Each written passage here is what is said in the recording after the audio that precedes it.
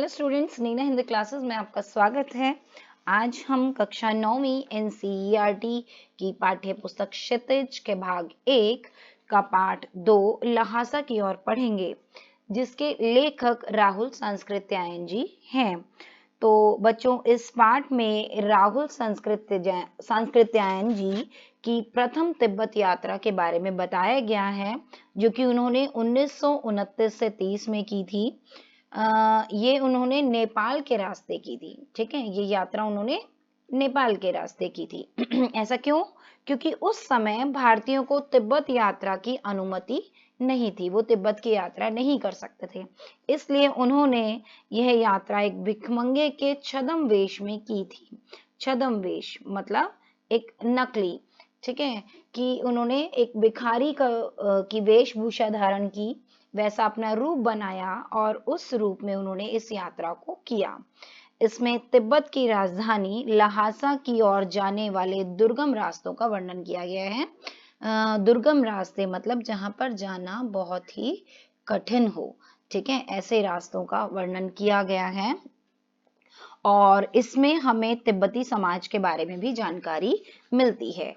तो आइए बच्चों, हम इस पाठ को शुरू करते हैं और लेखक की इस तिब्बती यात्रा के बारे में जानते हैं, ठीक है, और तिब्बत के बारे में भी जानते हैं।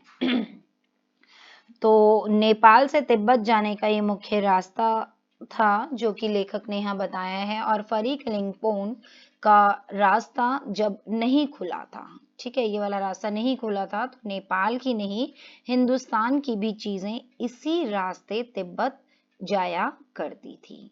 ठीक है, यह व्यापारिक ही नहीं, सैनिक रास्ता भी था। इसलिए जगह जगह फौजी चौकियां और किले बने हुए हैं, क्योंकि सैनिक रास्ता भी था, इसलिए फौजियों की चौकियां भी बनी हुई थी और किले भी बने हुए थे यहाँ पर। ठीक है, जिसमें कभी चीनी पलटन रहा करती, चीनी पलटन मतलब चीनी सैनिक उनमें रहा करते थे, लेकिन अब वहां पर बहुत सारे फौजी मकान जो हैं वो गिर चुके हैं। और दुर्ग के किसी भाग में, दुर्ग मतलब किला, दुर्ग किले को बोलते हैं, कि किसी भाग में जहां किसानों ने अपना बसेरा बना लिया है, वहां घर कुछ आबाद दिखाई पड़ते हैं। ठीक है, अब वहां पर कि जहां पर फौजी चौकियां होती थी, फौजी मकान बने हुए थे, वो गिर चुके थे और बहुत सारे किसानों ने अपना बसेरा वहां पर कर लिया था। ठीक है, ऐसा ही परित्यक्त एक चीनी किला था। परित्यक्त मतलब त्यागा हुआ एक किला था, जहां पर लेखक और उनके मित्र जो उनको वहां पर मिले थे, जिनके बारे में अभी आगे हम पढ़ेंगे, उन्होंने वहां पर चाय पी, उसके लिए वो ठहरे। तिब्बत में यात्रियों के लिए बहुत सारी तकलीफें हैं और बहुत सारी आराम की बातें भी है। आराम की बात एक तो ये भी है कि वहां पर जाति पाति और छुआछूत का कोई सवाल ही नहीं। वहां पर औरतें पर्दा भी नहीं करती हैं, जैसे भारत के बहुत सारे इलाकों में उस समय ही नहीं बल्कि आज भी बहुत सारे स्थानों पर पर्दा प्रथा है, जो कि औरतों के लिए उनको पर्दा करके रहना पड़ता है और बहुत सारे काम भी, मतलब जो भी काम है वो भी पर्दा करके ही करने पड़ते हैं, जिससे उनको बहुत सारी तकलीफों का सामना करना पड़ता है। ठीक है, और क्या फायदे की बात है कि बहुत निम्न श्रेणी के भिखमंगों को लोग चोरी के डर से घर के भीतर नहीं आने देते। ठीक है, कि जो बहुत ही निम्न श्रेणी के भिखारी होते, सिर्फ उनको, कि वो चोरी वोरी ना कर लें, सिर्फ उनको घर के भीतर नहीं आने देते। नहीं तो कोई भी, जैसे कोई अजनबी हो, कोई यात्री आया हो, तो वो घर के भीतर आसानी से जा सकता है, किसी के भी। ठीक है, और भले ही चाहे आप बिल्कुल अपरिचित हो, मतलब आप उनको नहीं जानते हो, लेकिन फिर भी कि घर की बहू या सासू, कहने का मतलब घर की किसी भी स्त्री को अपनी झोली में से चाय दे सकते हैं और अपने लिए कह दें कि हाँ मेरे लिए चाय बनानी है, तो वो चाय बना कर दे देंगी। ठीक है, इतना तक है वहां पर। और अगर उनको मक्खन सोडा नमक दे दें, तो वो चाय चोंगी में कूट कर उसे दूध वाली चाय के रंग की बना के मिट्टी के टोटीदार बर्तन में रख कर दे देती है। ठीक है, तो अगर उनको ये सब दे दो तो वो उसको कूट काट कर और अच्छे से अच्छी सी चाय बना के दे देती हैं। ठीक है, और यदि जो बैठक है वो चूल्हे से दूर है, और यदि हमें लगे कि जो भी कोई व्यक्ति है जो बनाने को कह रहा है, जो भी यात्री है, वो अगर उसको लगता है कि सारा मक्खन चाय में नहीं डलेगा तो वो खुद जाकर चौंगी में चाय मथ कर, एक मिट्टी का बर्तन होता है उसमें चाय मथ कर ला सकता है। कि कहने का मतलब खुद जाकर बना सकता है और उसमें मक्खन वक्खन डाल के ला सकता है। कि कहने का मतलब इतनी तक इजाजत है किसी के घर में जाकर इस तरीके से चाय वाय बनाने के लिए कह सकते हैं या खुद भी बना सकते हैं। ठीक है। फिर आगे लेखक ने बताया है कि परित्यक्त चीनी किले से, परित्यक्त मतलब वही त्यागे हुए, चीनी किले से जब लेखक चलने लगे तो एक आदमी राहगीर मांगने आया और फिर उन्होंने उसे दोनों चिटें दे दी। लेखक और उनके मित्र जो थे उन्होंने अपनी चिटें दे दी। राहगीर मतलब कि वही जिसे कहेंगे कि यात्रा का टैक्स वो मांगने आए। ठीक है। फिर लेखक ने उन्हें वो दोनों चिटें दे दी। ठीक है। ये दोनों चिटों की क्या बात है यहाँ पर कि जिसमें वो लिखवा कर लाए थे। ठीक है। कि वो यात्रा कर सकते हैं, इस तरीके से वो किसी से लिखवा कर लाए थे तो वो चिटें उनको दे दी। ठीक है। अब शायद उसी दिन वो बता रहे हैं कि थोंगला के पास के आखिरी गांव में वो पहुंच गए और यहाँ भी सुमति के जान पहचान के आदमी थे। सुमति कौन है? इनको जो एक व्यक्ति मिल गया था और इनका मित्र बन गया था। ठीक है। इसमें उसके बारे में उनके बताया गया है कि लेखक को यात्रा के दौरान ही एक मंगोल भिक्षु मिला था जिसका नाम कुछ लोब्जंग शेख वगैरह था और उसका अर्थ होता है सुमति प्रज्ञ। तो लेखक को सुविधा रहे, आसानी से बोल सकें, इसलिए वो उसको सुमति बुलाते थे। ठीक है। तो ये था कि उसको वो सुमति बुलाने लगे तो ये उनके मित्र बन गए और इन्हीं के साथ उन्होंने पूरी यात्रा करी, लेखक ने सुमति के साथ में। ठीक है। तो सुमति के जान पहचान के वहाँ लोग थे और क्योंकि ये भिखमंगे बने हुए थे इसलिए इन्हें ठहरने के लिए अच्छी जगह भी मिल गई थी। लेकिन जब 5 साल बाद वो इसी रास्ते लौटे तो ये भिखमंगे के वेश में नहीं आए थे, एक भद्र यात्री के वेश में आए थे। भद्र यात्री मतलब एक सभ्य यात्री के वेश में आए थे और घोड़े पर सवार होकर आए थे, तो इसलिए तब उन्हें रहने के लिए अच्छी जगह नहीं मिली थी। ठीक है। और फिर इनको एक गांव के बहुत ही गरीब झोपड़े में रहना पड़ा था। ठीक है। तो ऐसा हुआ था। अब ये लोगों की मनोवृत्ति पर ही निर्भर है कि वो कैसा सोचते हैं। ठीक है। कि वो भिखमंगे के वेश में आए थे तो उनको एक अच्छे स्थान मिल गया और जब एक भद्र यात्री के वेश में आए थे तो उनको रहने के लिए कोई अच्छा स्थान ही नहीं मिला। ठीक है। अब इनको क्या था कि सबसे जो विकट, विकट मतलब कठिन, डांडा थोंगला पार करना था। डांडे तिब्बत में सबसे खतरे की जगह थी जो कि 16-17 हजार फीट की ऊंचाई पे होने के कारण उनके दोनों तरफ जो था वो कोई गांव वाँव कुछ नहीं था क्योंकि वो इतनी ऊंचाई पर था डांडे। ठीक है। और वहीं इनको जाना था, उसकी यात्रा इनको करनी थी। ठीक है। और ये बहुत ही ज्यादा खतरे की जगह थी। ठीक है। नदियों के मोड़ और पहाड़ों के कोनों के कारण दूर दूर तक यहाँ पर कोई आदमी नहीं देखा सकता और बल्कि ये डाकुओं के लिए एक अच्छी जगह थी। तिब्बत में गांव में आकर खून हो जाए तो खूनी को सजा भी मिल सकती है, लेकिन इन निर्जन स्थानों में मरे हुए आदमियों के लिए कोई परवाह नहीं करता। निर्जन मतलब जहाँ पर कोई जन ना हो, इन ऐसा स्थान, क्योंकि यहाँ पे दूर दूर तक कोई नहीं था। ठीक है। तो इन स्थानों पे अगर कोई मर भी जाए तो कोई परवाह नहीं करता, तो डाकू आसानी से किसी पे हमला बोल देते थे। ठीक है। ऐसा इसलिए था क्योंकि सरकार वहां पर खुफिया विभाग और पुलिस पर उतना खर्चा नहीं करती थी। ठीक है। और वहां गवाह भी तो कोई नहीं मिल सकता था कि हाँ भाई मैंने देखा है या कुछ, कोई गवाही भी देने को तैयार नहीं होता, कोई मिलता ही नहीं था क्योंकि बहुत ही सुनसान जगह थी। ठीक है। तो इसलिए वहां पर डाकुओं का हमला वगैरह हो जाया करता था और इनको ऐसे ही रास्ते से जाना था। ठीक है। वहां पे होता क्या था, डकैत पहले तो आदमी को मार डालते थे और फिर बाद में देखते थे, चेक करते थे कि हाँ उसके पास कुछ पैसे वैसे हैं या नहीं।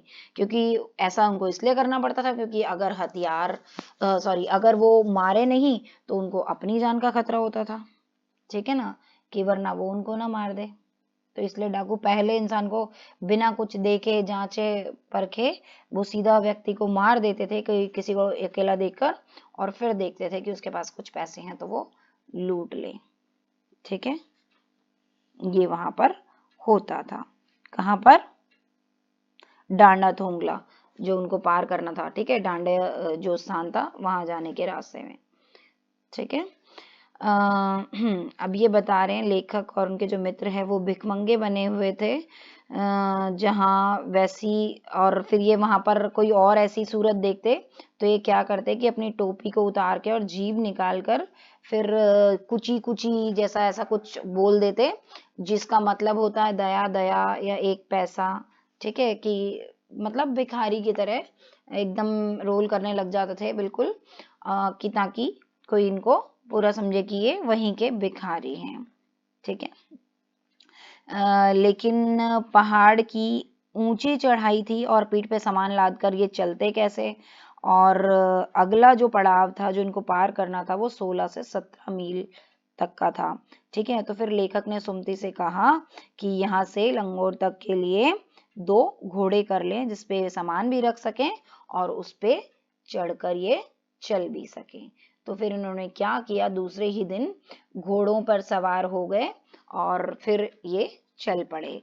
अब डांडे से पहले एक जगह इन्होंने चाय पी और दोपहर के वक्त डांडे के ऊपर जाकर पहुंचे। ठीक है, ये फिर दोपहर तक डांडे पहुंच गए और समुद्र तल से 17-18 हजार फीट ऊंचे थे ये। अब डांडे पर जहां पहुंच चुके थे, मतलब समुद्र तल से 17,000 फीट की ऊंचाई पर ये पहुंच चुके थे।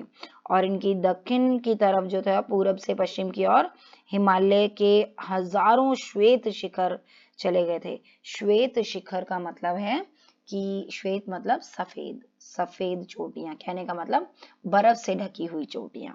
ठीक है, अब भीटे की ओर दिखने वाले, भीटे जगह कि वहां की ओर दिखने वाले जो पहाड़ थे वो बिल्कुल नंगे थे, ना वहां बर्फ की सफेदी थी, ना किसी तरह की हरियाली, ना ही तो वहां बर्फ थी और ना ही हरियाली थी, बिल्कुल खाली से पहाड़ थे। ठीक है, कहां पर? जो भीटे की ओर दिख रहे थे। ठीक है बच्चों, अब ये बता रहे हैं आगे कि उत्तर की तरफ बहुत कम बर्फ वाली चोटियां दिखाई पड़ती थी। सर्वोच्च स्थान पर डांडे के देवता का स्थान था, जो पत्थरों के ढेर, ठीक है, सबसे ऊंचे डांडे के पर जो सबसे ऊंचा स्थान था वहां के देवता का स्थान था, जो पत्थरों के ढेर, जानवरों की सींगों और रंग बिरंगे कपड़ों की झंडियों से सजाया गया था। ठीक है, अब ये वहां पहुंच चुके थे, वहां डांडे के देवता के भी दर्शन हो गए।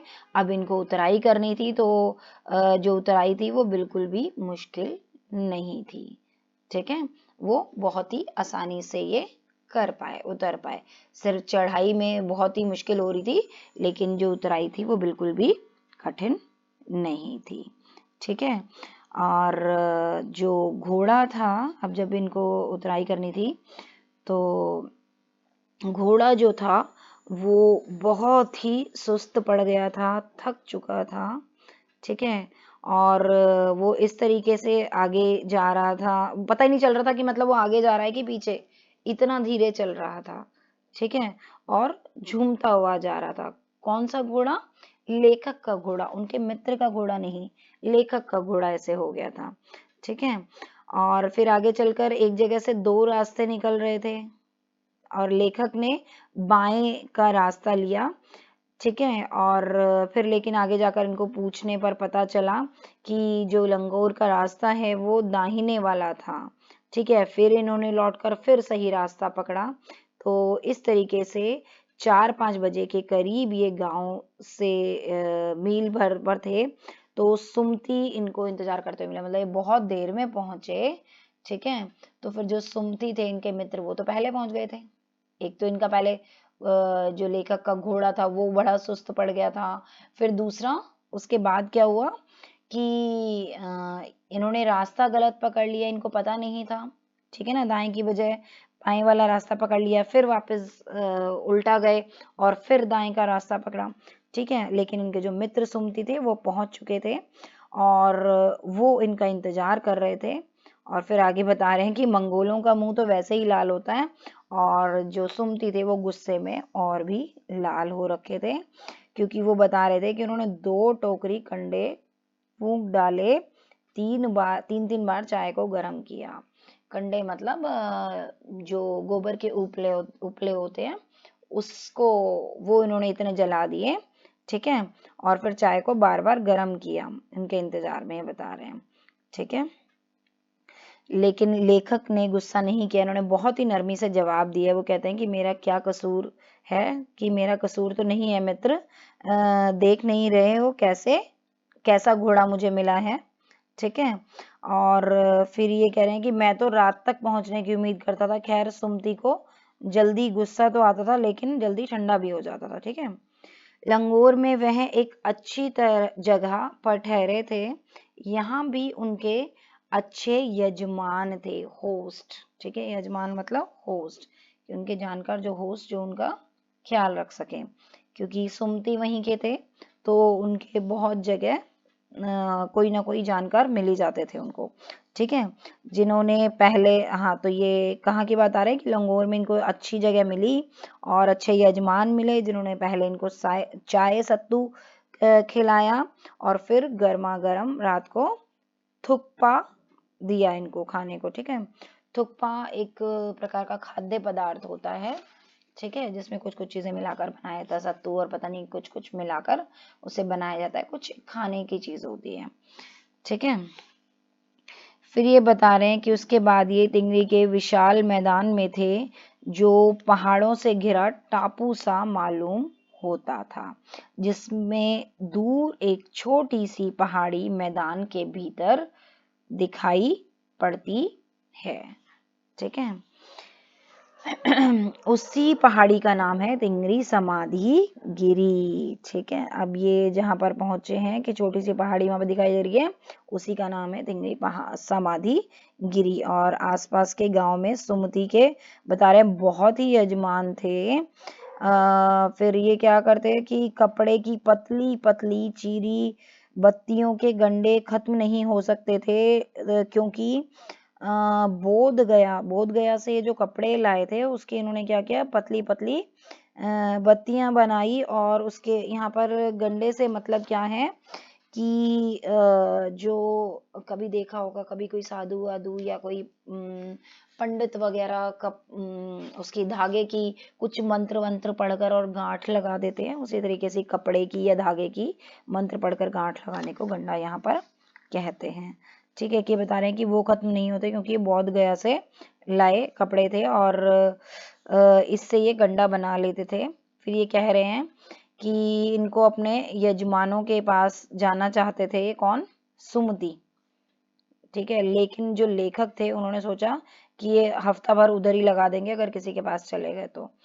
फिर इन्होंने कहा कि जिस गांव में ठहरना हो उसमें भले ही गंडे बांट दो, कि जहां भी ठहरना हो कि वहां पर ये बना बना के कपड़े की बत्तियों ये पतली पतली ये बनाकर बांट दो, ठीक है, जो बोध गया से लाए, लेकिन आसपास के गांव में मत जाओ। इसके लिए वे कहते हैं कि मैं तुम्हें लहासा पहुंचकर रुपए दे दूंगा, ठीक है, कि तुम इधर उधर मत जाओ कि कभी इस यजमान के यहाँ गए, कभी उस यजमान के यहाँ गए, कभी किसी परिचित से मिलने गए, ये सब मत करो, वरना इसी में बहुत समय व्यर्थ हो जाएगा। भले ही तुम ये कपड़े की ये बत्तियां बनाकर ये सब बांट देना, लेकिन जहां मर्जी मत जाओ, कि जहां ठहरना हो सिर्फ वहीं चलो, ठीक है। वो कहते हैं इसके लिए मैं तुम्हें लहासा पहुंचकर पैसे दे दूंगा, ठीक है। अब सुमति ने ये स्वीकार कर लिया।